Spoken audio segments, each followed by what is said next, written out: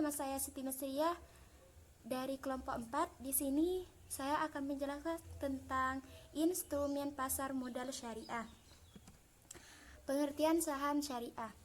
Saham merupakan suatu bukti atau tanda kepemilikan bagian modal pada suatu perusahaan terbatas. Dengan demikian, si pemilik saham merupakan pemilik dari perusahaan tersebut.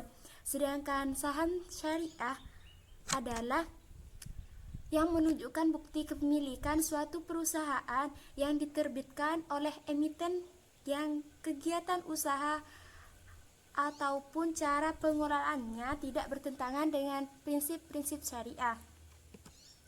Jenis-jenis saham syariah yaitu ada dua. Satu, saham yang telah dinyatakan sudah memenuhi kriteria seleksi saham syariah berdasarkan peraturan OJK nomor 2K1 tentang penerbitan daftar efek syariah.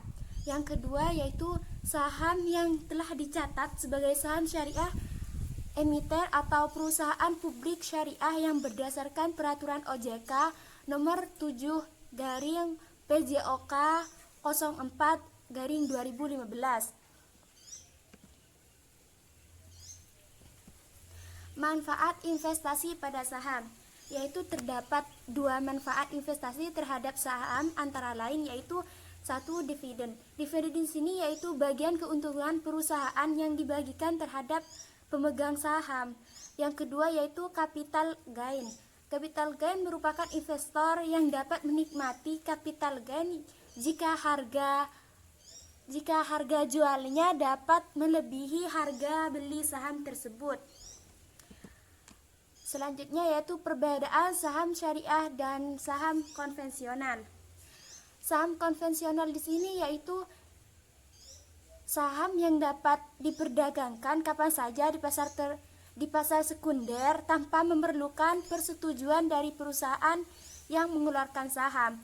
Sedangkan saham syariah yaitu saham syariah dengan kontrak musyarakah dan mudharabah ditetapkan berdasarkan persetujuan investor dan juga perusahaan sebagai mudharib untuk suatu periode tertentu. Perbedaan saham konvensional dan syariah di sini juga terdapat pada kalau saham konvensional lebih liquid dan atraktif karena dapat dijual kapan saja. Sedangkan saham syariah yaitu seringkali dianggap tidak liquid karena batasan periode kontrak yang mengikat. Terima kasih. Selanjutnya akan dijelaskan oleh teman saya.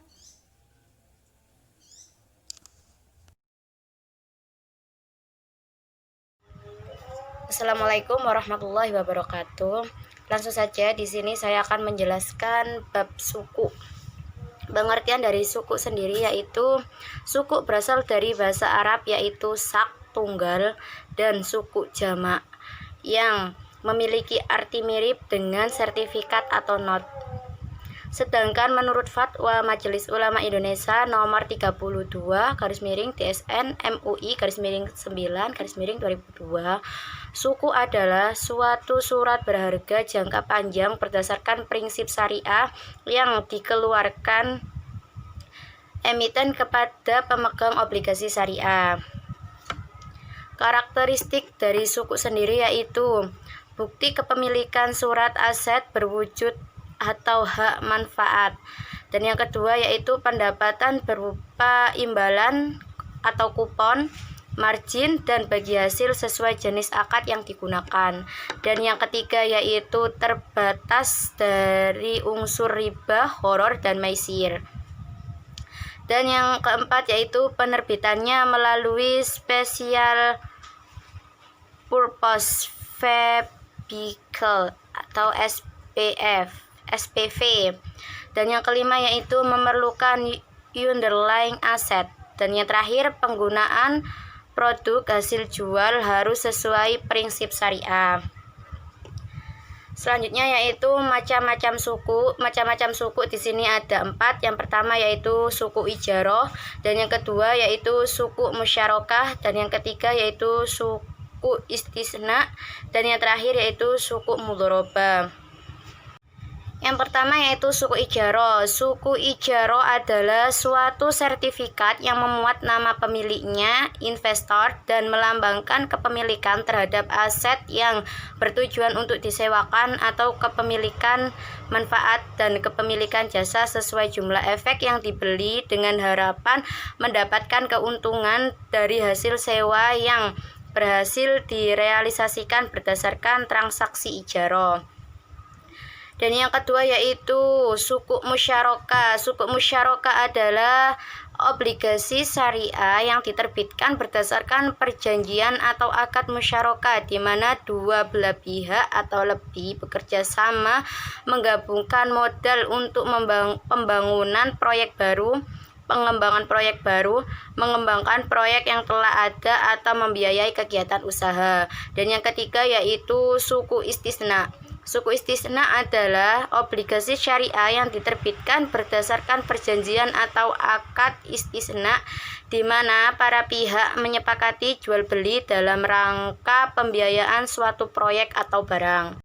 Dan yang keempat yaitu suku mudharabah, yaitu suku yang diterbitkan berdasarkan perjanjian atas akad mudharabah yang merupakan satu bentuk kerjasama yang satu pihak menyediakan modal rob al-mal dan pihak lain menyediakan tenaga dan keahlian mudharib. Selanjutnya yaitu proses penerbitan suku dan pihak-pihak dalam penerbitan suku.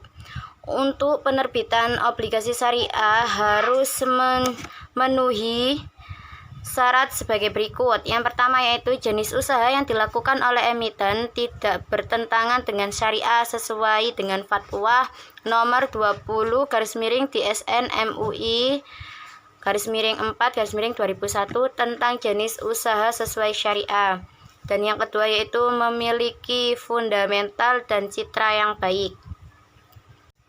Dalam penerbitan obligasi syariah, sebelum diturunkan kepada investor baru melakukan tahap-tahap berikut. Yang pertama yaitu emiten melalui underwriter menyerahkan proposal penerbitan obligasi syariah kepada DSN MUI. Yang kedua yaitu pihak penerbit melakukan presentasi proposal di badan pelaksanaan harian DSN. Dan yang terakhir yaitu DSN mengadakan rapat dengan tim ahli DPS dan hasil rapat menyatakan opini syariah terkait proposal yang ditunjukkan. Bentuk-bentuk resiko pada suku, resiko kontrak suku.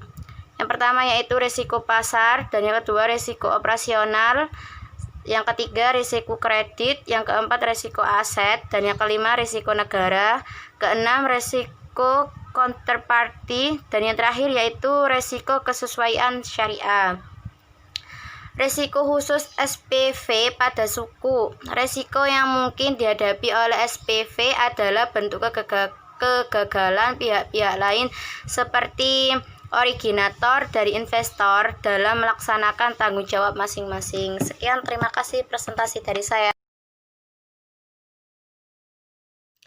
Assalamualaikum warahmatullahi wabarakatuh. Di sini saya akan melanjutkan materi mengenai instrumen pasar modal, yang mana saya akan menjelaskan mengenai reksadana syariah. Reksadana adalah suatu wadah yang dipergunakan untuk menghimpun dana dari masyarakat pemodal untuk diinvestasikan ke dalam portofolio efek oleh manajer investasi. Dan hal tersebut sudah mendapatkan izin dari Badan Pengawas Pasar Modal. Sedangkan reksadana syariah di sini adalah reksadana yang mana beroperasi sesuai dengan prinsip syariat dengan ketentuan-ketentuan syariat Islam, baik dalam hal akad antara pemodal sahibul mal sebagai pemilik harta dengan manajer investasi sebagai wakil investasi maupun dengan manajer investasi dengan pengguna investasi tersebut. Prinsip-prinsip reksadana syariah. Jadi transaksi yang ada dalam reksadana syariah di sini haruslah sesuai dengan syariat Islam, yakni menghindari dari hal yang berkaitan dengan riba, gharar, maisir, serta transaksi yang dilarang oleh syariat Islam. Jadi reksadana itu sendiri haruslah mempertimbangkan kehalalan suatu produk yang nantinya akan berkaitan dengan untung dan resiko yang akan dihadapi oleh investor tersebut. Dalam prinsip reksadana syariah juga dilarang mengenai gharar, karena transaksi di sini transaksinya tidak jelas atau bisa dikatakan dengan judi, yang mana sebuah permainan tentang kesempatan yang di mana tidak ada kemungkinan untuk memprediksi suatu keuntungan. Dan juga dalam transaksi reksadana syariah, para investor di sini dilarang untuk menginvestasikan modalnya kepada perusahaan yang haram atau tidak halal dalam syariat Islam, seperti halnya perusahaan Homer. Intinya dalam perusahaan yang bisa diinvestasikan dari reksadana syariah. Reksadana syariah di sini sudah jelas akan produk-produknya tersebut. Nah, di sini juga mengenai prinsip keseimbangan. Jadi prinsip keseimbangan di sini, seorang muslim atau para investor di sini haruslah terhindar dari sifat serakah yang mana nantinya tindakan-tindakan tersebut sangat dilarang oleh syariat Islam.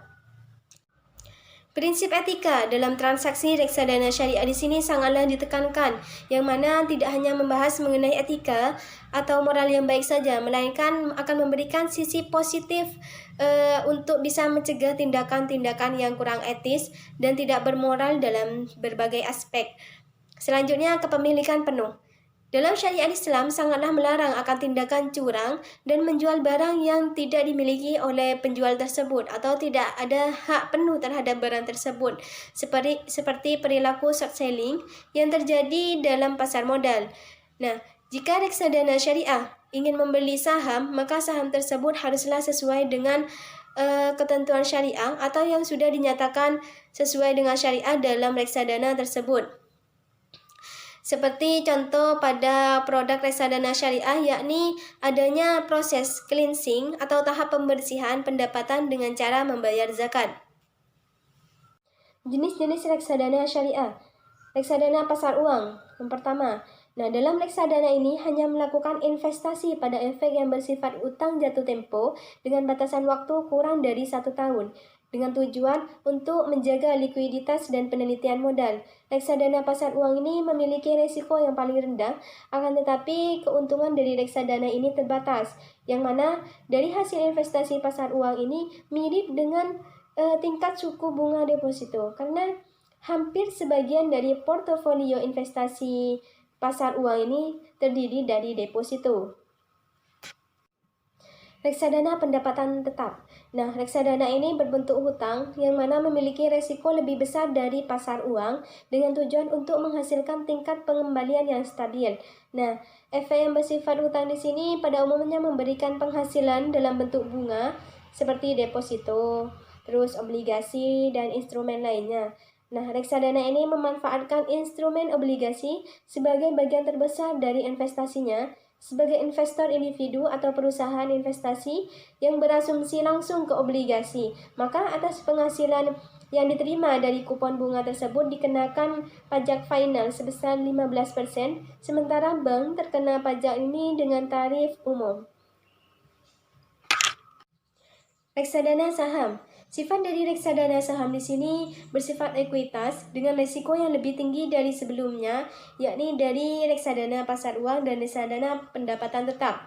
Akan tetapi memiliki tingkat pengembalian yang hasilnya tinggi. Banyak manfaat yang diperoleh dari investasi reksadana saham daripada kita harus melakukan investasi secara sendiri. Yang nantinya, manajer investasi bersama bank kustodian ini akan melakukan apa yang seharusnya dilakukan oleh investor profesional dalam melakukan aktivitas investasinya. Reksadana campuran. Sistem investasi yang dilakukan ini bersifat ekuitas dan bersifat hutang. Berbeda dengan 3 reksadana sebelumnya yang mempunyai batasan alokasi investasi yang boleh dilakukan. Jadi reksadana campuran ini dapat melakukan investasi baik pada efek hutang maupun ekuitas dari porsi alokasi yang lebih fleksibel. Jadi reksadana campuran ini adalah reksadana yang melakukan investasi dalam ekuitas dan efek hutang yang perbandingan alokasinya tidak termasuk dalam kategori reksadana pendapatan tetap dan reksadana saham.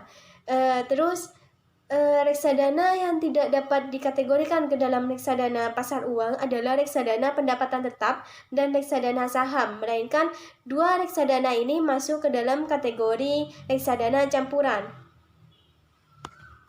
Selanjutnya, perbedaan antara reksadana syariah dan reksadana konvensional. Dalam reksadana konvensional ini, sistem pengelolaannya dipegang oleh pihak bank.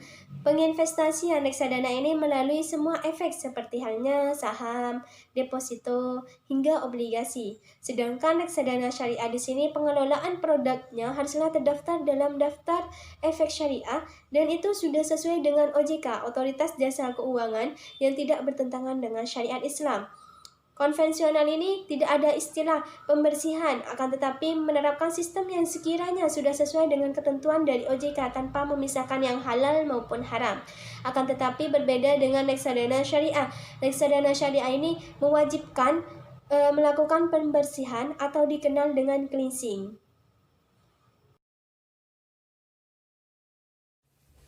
Assalamualaikum warahmatullahi wabarakatuh. Di sini saya akan menjelaskan tentang pengertian efek beragun efek syariah. Efek beragun aset atau IBA atau dalam bahasa Inggris dikenal dengan istilah asset-backed security ialah efek atau surat berharga yang terdiri dari sekumpulan aset keuangan berupa tagihan yang timbul dari surat berharga komersial seperti tagihan kartu kredit, pemberian kredit termasuk kredit pemilikan rumah, kredit mobil, efek bersifat utang yang dijamin pemerintah dan arus kas. Dan selanjutnya manfaat efek beragun aset. Yang pertama, sebagai suatu alternatif pendanaan jangka panjang, yakni untuk masa 3 tahun hingga 10 tahun, di mana kontrak investasi kolektif IBA akan lebih menarik bagi investor dibanding dengan surat utang yang lainnya. Yang kedua, meski penerbit IBA atau originator pilot, tagihannya akan senantiasa tetap ada. Ini berbeda dari pembeli obligasi atau promis yang akan kehilangan dananya kalau perusahaan penerbit obligasi atau promis yang bersangkutan mengalami kepailitan. Yang selanjutnya, beberapa keunggulan dari IBA.